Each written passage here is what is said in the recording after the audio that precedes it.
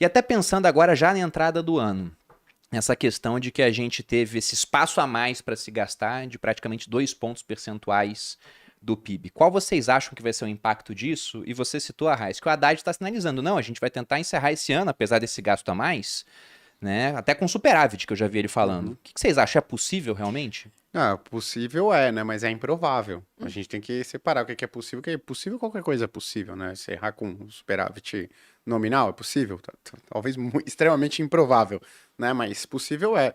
Mas a gente tem que entender, poxa, a gente vai tentar terminar com superávit primário. Legal, por que que você aprovou a PEC do orçamento para abrir um espaço de gasto aí de quase 200 bi, né, de reais esse ano? Por que que você não...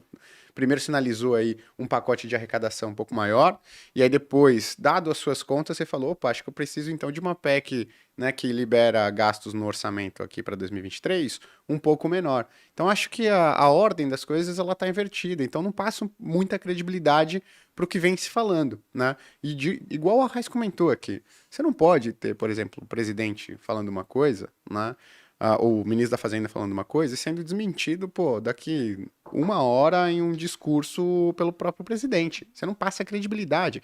E a gente precisa lembrar, né, que eu sempre falo de juros porque os juros, no final das contas, ele impacta muito a economia, ele impacta muito a atividade, ele impacta muito a renda disponível das famílias, né? Então, tudo que impacta os juros faz com que os juros futuros subam, ele tende a gerar, poxa, uma renda disponível menor para a família, uma expectativa de atividade menor para o país. Então, quando você passa esse tipo de sinalização dúbia, você, pô, prejudica os juros futuros, você prejudica sinalização de confiança. Então, você tem lá o ministro da Fazenda falando que vai se esforçar ao máximo para fazer um superávit primário, tem uma série de propostas lá, né?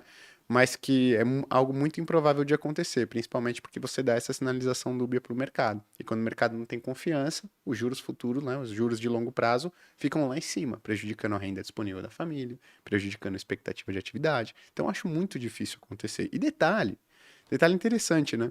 Você faz uma PEC do orçamento, e aí o que que acontece? Poxa, qual que é? A gente vai ter uma regra fiscal? Vai ter uma regra fiscal? Ah, vai. A gente ainda vai ver. A gente vai ver, tá? Confia no pai. Ó, esse teto de gastos é horroroso. É horroroso. A gente não, pode discutir se é bom ou se não é, se ele era factível, porque em diversos anos ele caiu, né? Era uma PEC ali de ser aprovada. A gente achou que era algo extremamente difícil. Ah, agora a gente tem uma regra de gastos, né? Parruda. Vai ser super difícil. Pô, você junta ali, cara, deputado, senador, vai, aprova aí uma PEC e pronto, abriu espaço para gasto. Mas era uma regra, né? Você tinha uma sinalização. Hoje você não tem sinalização alguma, você não tem uma regra. Por mais que se fosse uma regra, né, muito mais flexível do que o teto de gastos, o que provavelmente vai ser, tê-la é muito melhor do que não ter. Né? Então você fica com esse cenário dúbio aí que eu acho muito difícil de né, de acontecer, que a gente tem um ajuste das contas públicas, É, principalmente agora em porque tá 2023. se falando muito nessa meta, e aí é uma conta, né? Arrecadação e gasto, né? Só que a variável do gasto acho que não tá sendo bem trabalhada. É como que você vai cortar gasto num governo que tem uma agenda naturalmente mais expansionista.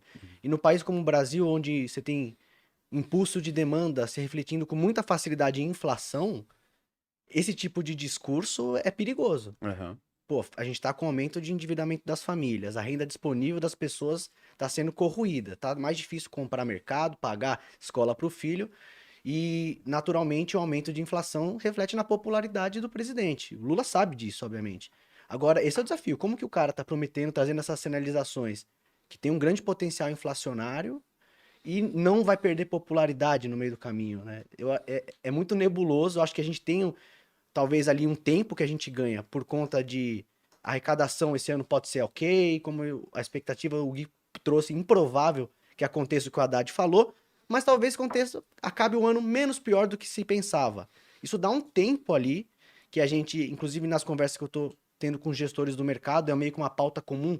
A gente tem aqui um tempo que a gente ganha para ver as coisas acontecerem e o cenário global ajudando simultaneamente especificamente mais nesse ano de 2023, talvez um pouco de 24.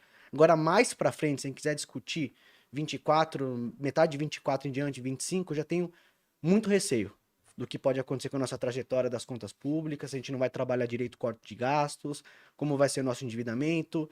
É o momento onde o mandato independente do Banco Central, do que a gente tem agora, do vai presidente. mudar a pessoa, né? Uhum. Talvez E aí? mude até antes, vai saber.